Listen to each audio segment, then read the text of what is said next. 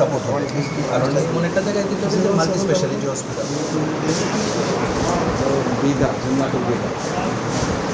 এটা একটা ছোট একটা এক্সাম্পল।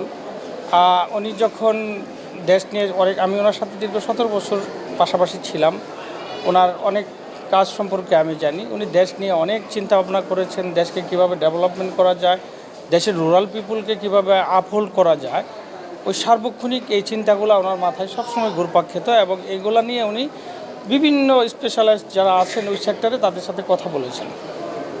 দেখুন, ইলেকশনের পরপর ঢাকা 17 ওনার নির্বাচনী এলাকা, এটা এক্সাম্পল হিসাবে আমরা ধরে নিতে পারি, কারণ এটা অত্যন্ত নিম্নবিত্ত একটা এরিয়া, যেখানে অল্প বৃষ্টিতেই আপনার যেমন করাইল, বাসানটেক, সাততলা, তারপরে সাগরিকা, মাটিকাটা, ওইসব এলাকায় আপনার অল্প বৃষ্টিতে জলাবদ্ধতা হতো এবং বসবাসের একেবারেই অনুপযোগী অবস্থায় থাকতো। তো আলহামদুলিল্লাহ উনি প্রথমে উদ্যোগ গ্রহণ করেছেন যে তাদের যাতে জলাবদ্ধতাটা না থাকে। আলহামদুলিল্লাহ এবার বৃষ্টিতে আমরা দেখলাম যে জলাবদ্ধতা কোথাও নেই।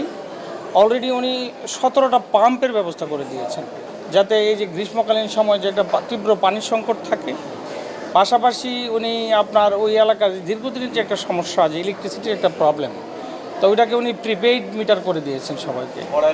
করাইল, বাসানটেক, সাততলা, সাগরিকা, নর্দা, কালাচাঁদপুর, মাটিকাটা, ওইসব এলাকাতে পর্যায়ক্রমিকভাবে আপনার প্রিপেইড মিটার বসানো হয়েছে এবং উনি চাচ্ছেন যাতে ওনাদের জীবনযাত্রার মানটাকে উন্নত করা যায়। যদি উন্নত করা যায় তবেই জাতি এগিয়ে যাবে।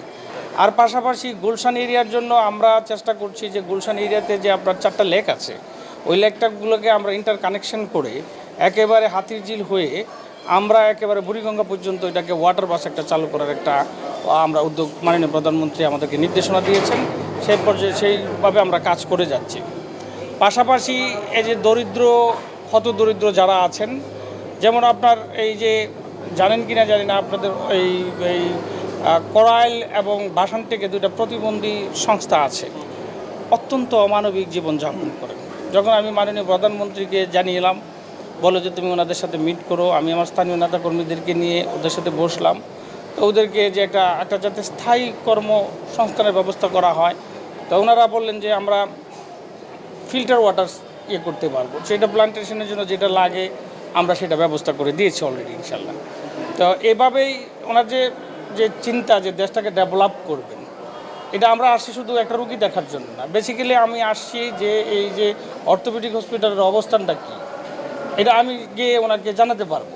এটা দেখার উদ্দেশ্য হলো, আসার উদ্দেশ্য হলো যে আমি মাননীয় আমাদের যে ডাইরেক্টর পরিচালক সাহেব আছেন, তারপরে ডাক্তার সিরাজুল সেলিম আছেন, তারপরে সাইদ মোহাম্মদ তমাল ভাই আছেন, তারপরে আমার বাসার জনি ভাই কি আলমগীর হোসেন জনি, ওনাদের সাথে বসেছি। ওনারা যে পরিকল্পনা নিয়েছেন, আমার মনে হয় আপনারা আর কিছুদিন পরে আমাদের এই অর্থোপেডিক হসপিটালটাকে একটু ডিফারেন্ট অ্যাঙ্গেলে দেখতে পাবেন।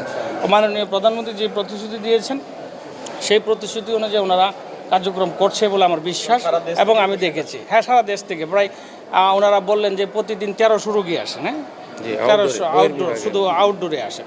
তো আপনারা জানেন একটা এত বড় হসপিটালের মধ্যে 1300 রোগী যদি আসে এবং সবগুলাই আপনার হত দরিদ্র নিম্ন মধ্যবিত্ত, ওনারা সেবা দিয়ে যাচ্ছেন এবং আমরা আশা করি আরও ভালো কিছু হবে ইনশাআল্লাহ। এবং মানবিক বাংলাদেশ যে আমাদের যে চিন্তা, মাননীয় প্রধানমন্ত্রী উনি প্রত্যেকটা স্টেপই নিয়ে যাচ্ছেন।